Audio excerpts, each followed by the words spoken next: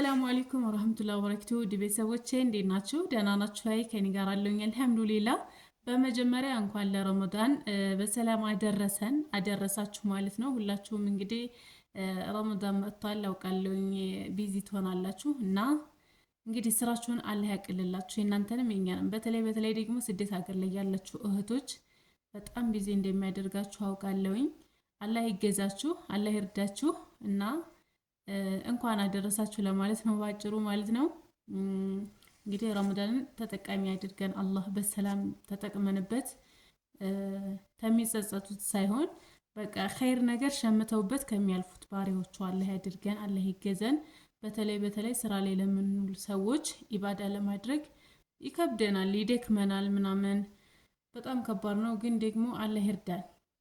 አላህ ጉልበቱን ሲሰጥ ሁሉም ነገር ቀላል ነው አይደለ?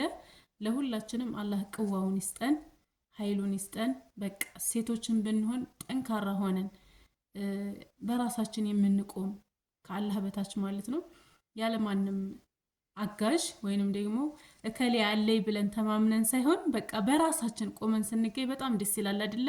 በተለይ እዚህ ሀገር ስትሆኑ የሚፈትናችሁ ነገር ብቸኛ ስትሆኑ ነው እና ብቻ ግን አላህ ቅዋ ተሰጣችሁ ማይታለፍ ነገር የለም።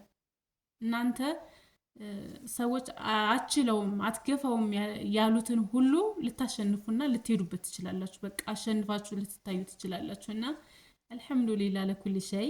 አሁንም ደግሞ አላህ ብርታቱን ሰጥቶን ኢባዳን አድርገን ሳንጸጸት የምንጠቀምበት ረመዳን ያድርግልን ኢንሻአላህ። ቀጣይም ረመዳን እንደዚሁ በሰላም የምንደርስ ያድርገን። ይሄንን ክፋትን፣ ጭቅጭቅን በቃ ሀገራችን ላይ ያለውን ነገር ሁሉ መጥፎ ነገር አንስቶልን በአዲስ መንፈስ የምንቀበለው አላህ ያድርገን። ሰላም ሆኖልን ማለት ነው ተስተካክሎልን ዱአ አድርጉ በያላችሁበት በዛው ማለት ነው ተጠቅመንበት የሚያልፍ ረመዳን አላህ ያድርግልን።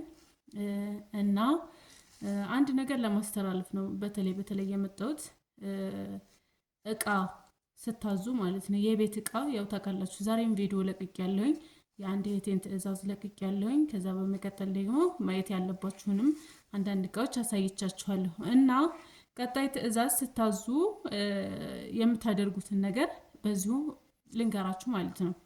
ለምሳሌ አንድ እህት ትደውልና እቃዎች ታዛለች፣ ዝርዝር ታስይዛለች ማለት ነው።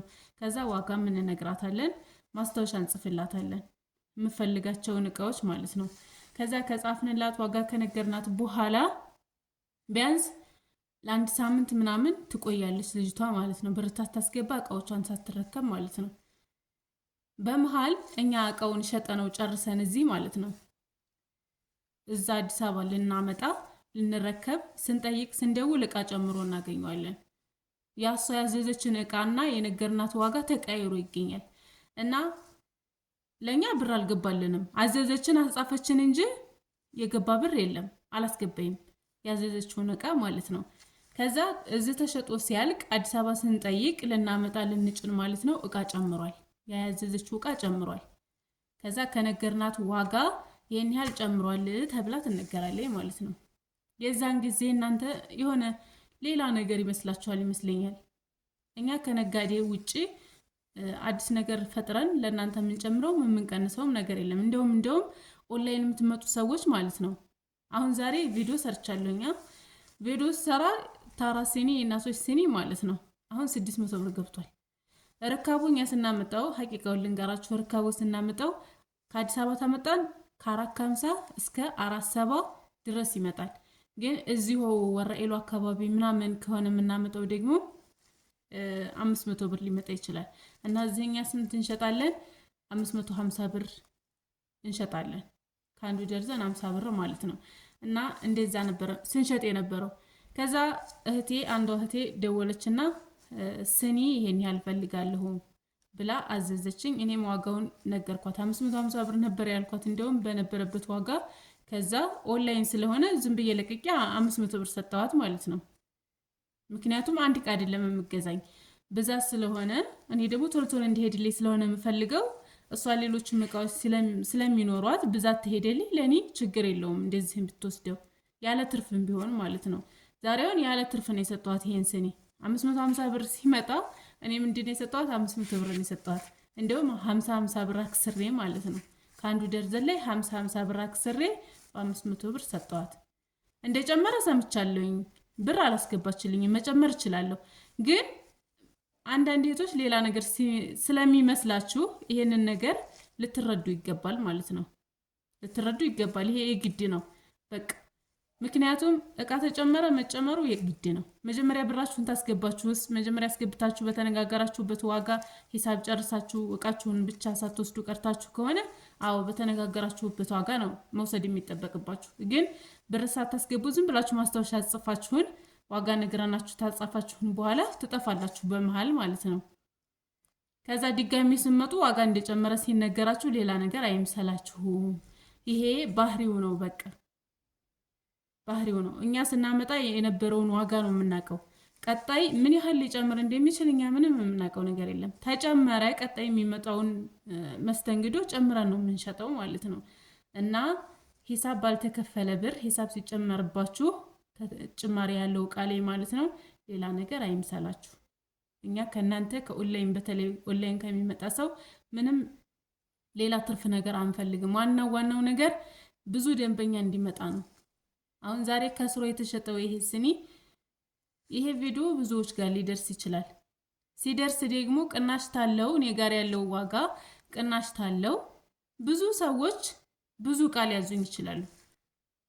ስለዚህ ለራሴ ማስታወቂያ ሰራሁ ማለት ነው። በ150 ብር 150 ብር ነው ያከሰርኩት አይደለም። በዚች 150 ብር ለራሴ ማስታወቂያ ሰራሁ። ማስታወቂያ የሚሰሩ ሰዎች ስንት ተከፍሏቸው ነው የሚሰሩት? ስለዚህ እኛ ቅናሽ ኦንላይን ለሚመጣ ሰው ብንሸጠው ምንም ማለት አይደለም። ምክንያቱም ብዛት ስለሆነ የሚሄደው እና ይሄንን ነገር እንድትረዱ ነው።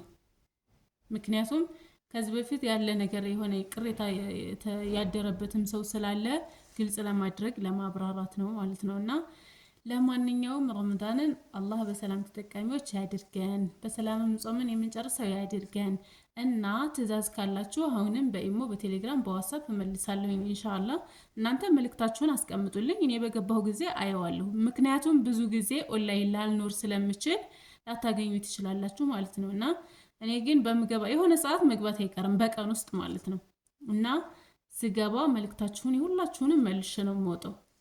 ስለዚህ እና ደግሞ መልእክት ስታስቀምጡ ወይንም ደግሞ ስታዙኛ ጋር እቃዎቻችሁን በግልጽ ጻፉና ላኩልለኛ።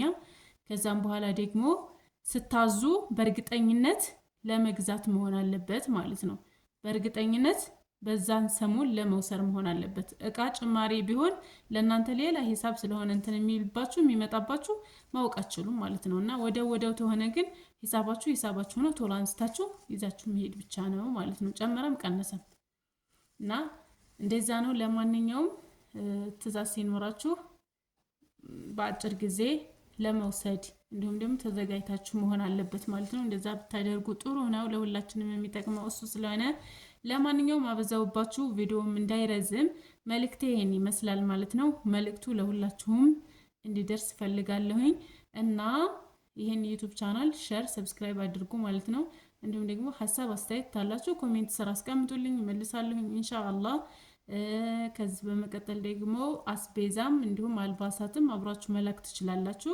ይሄ ለትብብር እንዲሁም ደግሞ እንዳትቸገሩ ወይ ፍላጎት ይኖራችሁና ማን ያመጣዋል ከየት ይገኛል የሚለውን እንዳታስቡ አብረን እንልካለን ማለት ነው።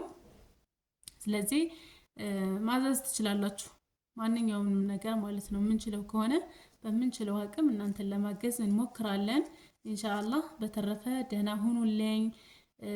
ዩቲዩብን ሰብስክራይብ ማድረግ እንዳረሱ። ስለዚህ ቀጣይ ቪዲዮ ላይ እንገናኛለን ኢንሻአላህ። ባይ ደህና ሁኑ።